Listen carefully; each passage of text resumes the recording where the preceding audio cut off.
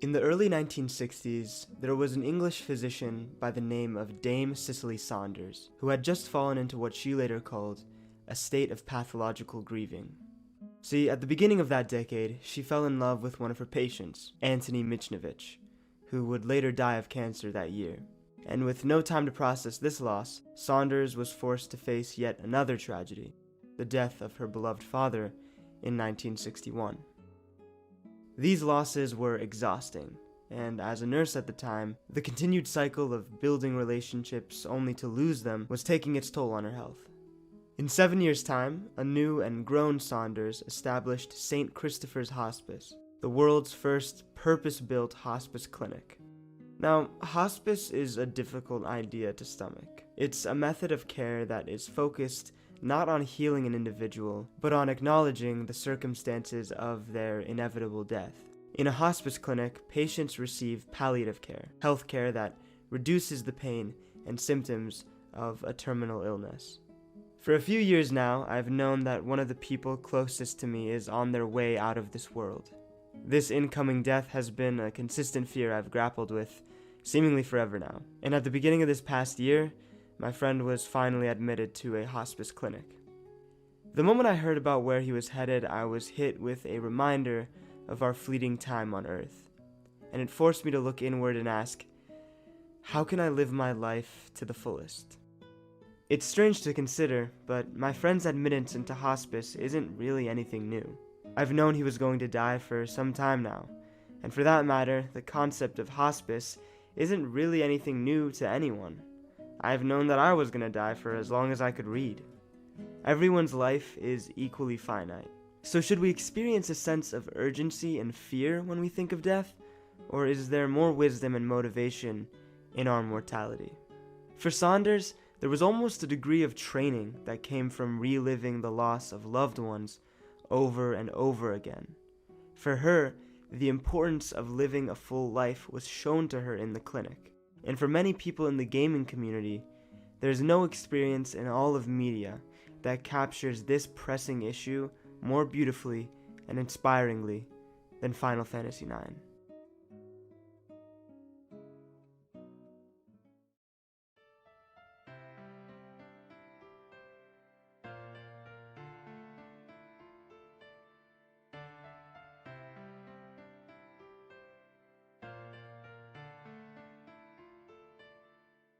Final Fantasy IX, from the get-go, introduces us to a vast ocean of diversity and experience. If you've noticed, 9 is one of the few games in the series where humans live amongst a wide array of other intelligent species.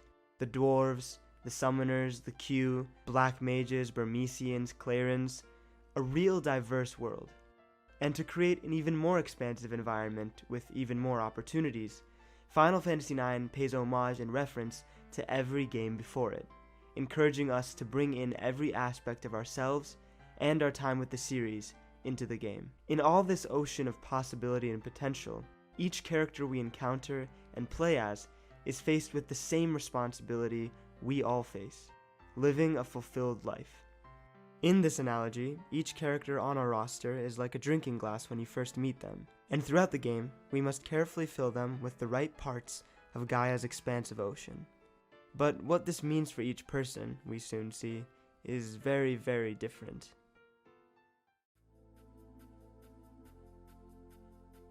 Part of filling your glass is knowing how much it can hold.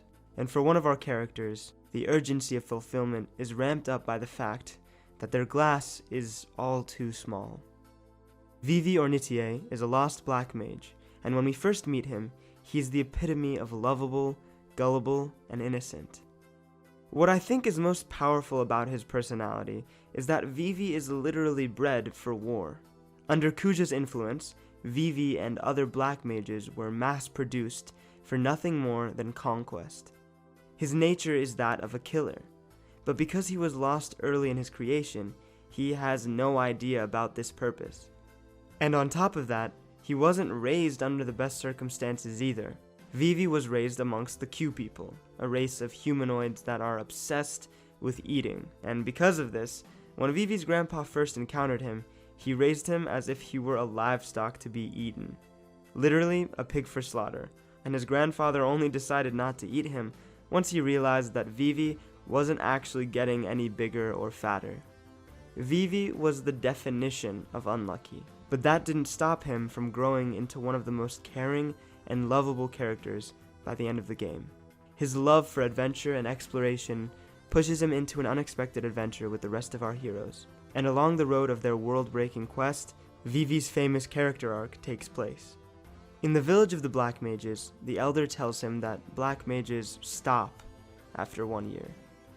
We're not sure how much time has passed since Vivi's fabrication, but there's no doubt left that he has less than 1 year to live, and he had only just begun exploring. Vivi learns that his glass is smaller than that of any of his friends, and in the face of this sadness, Vivi doubles down on his commitment to fighting for his friends and saving the world that he could only call home for a small amount of time. His glass was short, but he filled it with nothing but virtue and love, and he ended up living a more fulfilled life than most could hope for.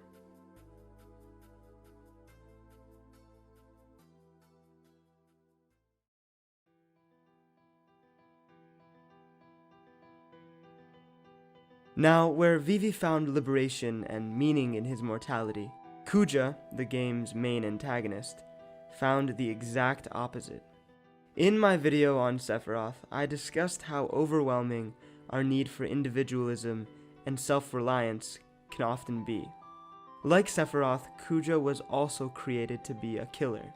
The ancient android, Garland, created him to be an angel of death for the planet of Gaia. Kuja runs away from this task, believing that he, with his seemingly limitless powers, can instead defeat Garland and become ruler of Gaia himself. For the better part of the game, the only contexts we see Kuja are in absolute domination of the rulers of Gaia, and how quickly he's able to defeat our party. However, as the story continues, Kuja's weaknesses become too clear. It's soon revealed that Kuja can't be the ruler of Gaia, and like Vivi, he is set to die in less than a year. With his lofty dreams shattered, Kuja is sent into a fit of rage. Instead of making the most of his finite life, Kuja does the exact opposite of Vivi and tries to tear everyone down with him. Awakening the god of death and seeking to undo all life in the universe up until that point, overrun by pure jealousy and hatred. It's extremely ironic. Kuja himself was the creator of the Black Mages. He put a time limit on their lives with no regard for their soul and sentience. Yet despite this, Vivi was able to find meaning in his life. But when it's discovered that Kuja has a creator of his own, he regresses into an unwavering nihilism. We are all pawns. We all have a purpose. And we are all on a timer. And although Vivi and Kuja shared the exact same purpose in their creation, their outlook on life shaped up to be astronomically different. Where Kuja lashed out in anger at the things he had no control over, Vivi faced his fate with pride and an honest devotion to fulfillment.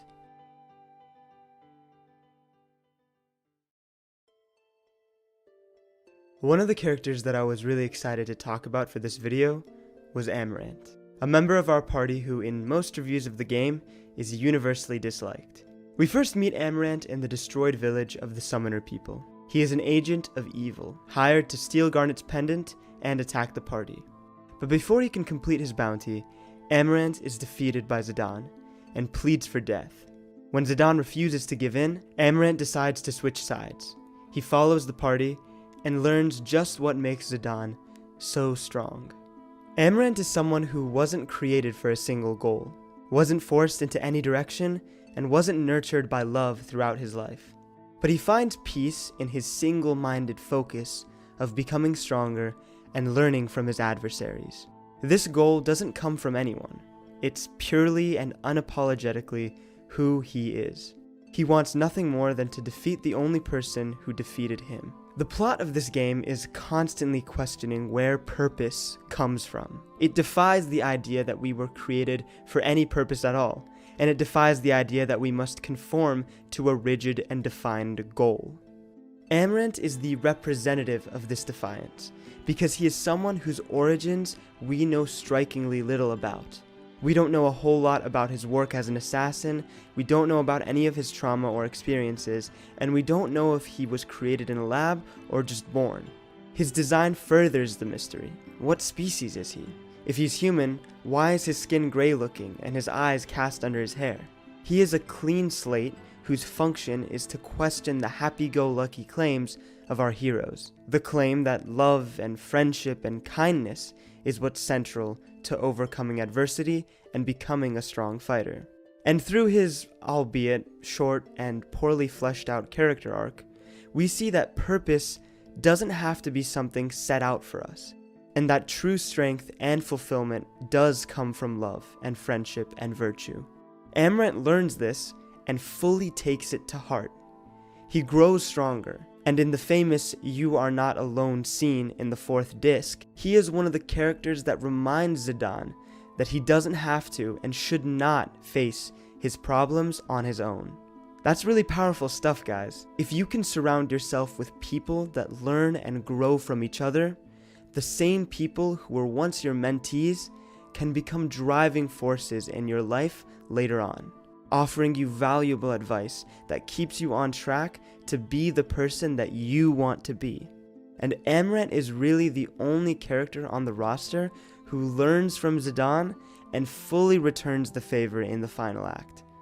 Part of fulfillment is open-mindedness, and Amarant is the vessel by which Final Fantasy IX teaches us this valuable lesson.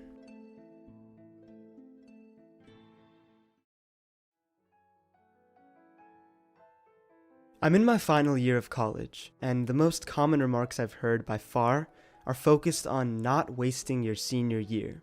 In some sense, these comments make sense. College is a weirdly unique living community you can really only experience once. But what's funny to me is the focus on the negative with these comments. Oh, don't regret the time you spent, or don't waste your time here. The real focus should be on living every moment of your life with a dedication to being fulfilled.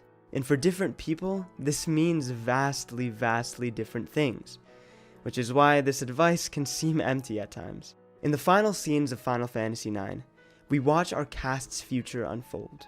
With memories of the past and love for their history firmly a part of who they are, the characters are at peace and closure with themselves. And with dedication to the present as their main priority, we comfortably watch the credits roll, knowing that our heroes will have found a way to be fulfilled. Their glasses are full. We've poured the right parts of Gaia's ocean into their glasses, and although all of their deaths are inevitable, they find comfort in their peace and purpose. Each character is different, but the essence of who they are remains unchanged.